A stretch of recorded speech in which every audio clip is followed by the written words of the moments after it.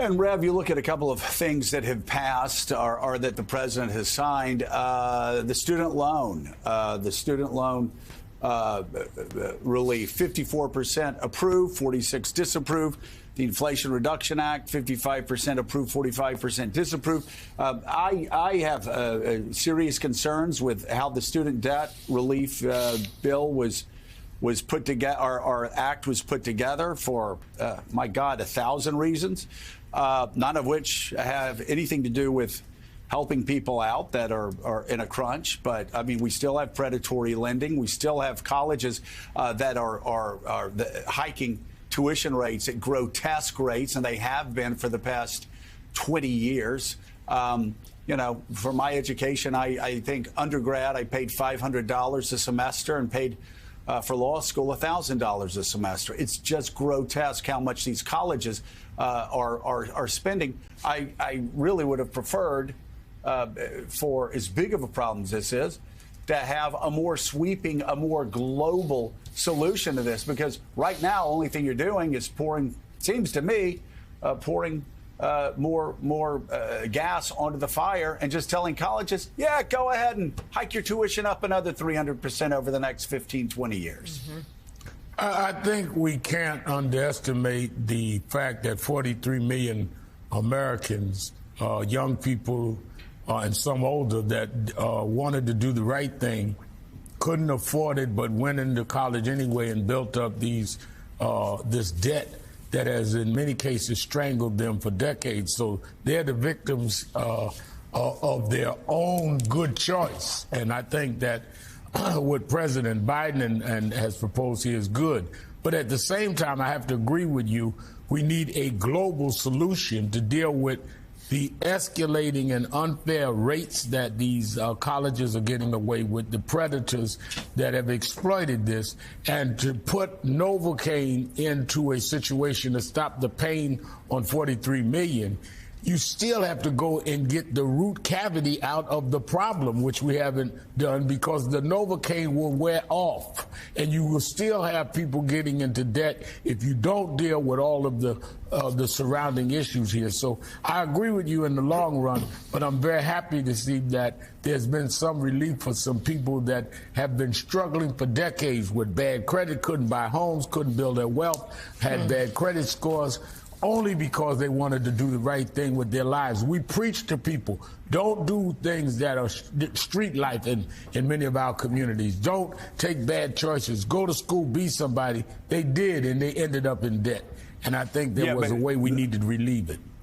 While you're preaching, let me remind you, Jesus said to the woman at the well, where are your accusers now? And there were none. And he said, I don't accuse you either. Go and sin no more. Turn over a new leaf. We need to say that to the predatory lenders. Right. We need to say that to the universities that are actually putting out degrees that are worthless in subjects that are worthless, that are raking in millions and millions of dollars. And Jonathan Lemire, again, because I'm a nerd and I have nothing better to do, I went to the Google machine early this morning, and I just wanted to see, because I said, my God, I remember writing a $500 check when I went to University of Alabama and handing it to them, and that was tuition. And now it's like $36,000, $38,000. Middle class kids can't afford that, right? And so look at some of these. I found this is from 2016, and mind you, the numbers are low here, because from 2016 to 2022, chances are good, if these trends go along, it's just been jacked up even more. But in 2016, when Kamala Harris was a member of the Senate, she went to Howard.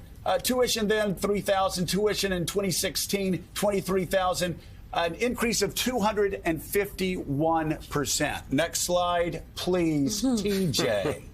Next, Bill Cassidy. He went to LSU, a state university in the Deep South. Like me, he paid about $450, $500 for tuition. Today, it's $7,800, a 526% hike. Next slide, please, TJ.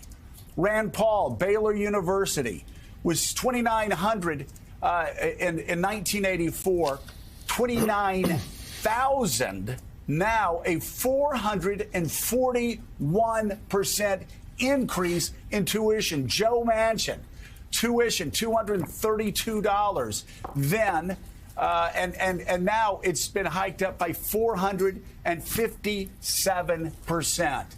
You have Mike Rounds from South Dakota, and I wanted to get state colleges from across the country, from Louisiana to West Virginia, here in South Dakota, a 359% increase from when Senator Rounds went to South Dakota State University to today. And for the elites, elite schools, if you go to like Yale University, like most Republican populists did, Yale or Harvard or Princeton, the tuition has been hiked 216%. These numbers are indefensible. And my only point is this, Jonathan Lemire, like, go ahead. If you're going to do debt forgiveness, do it in a way that tells the universities, we're going to forgive this debt. But here's the deal. If you want universities to be able to take part in the loan program, state colleges, you're going to have a fixed fee. Maybe it's a $5,000 tuition. Private universities, $10,000. You don't like that? That's fine.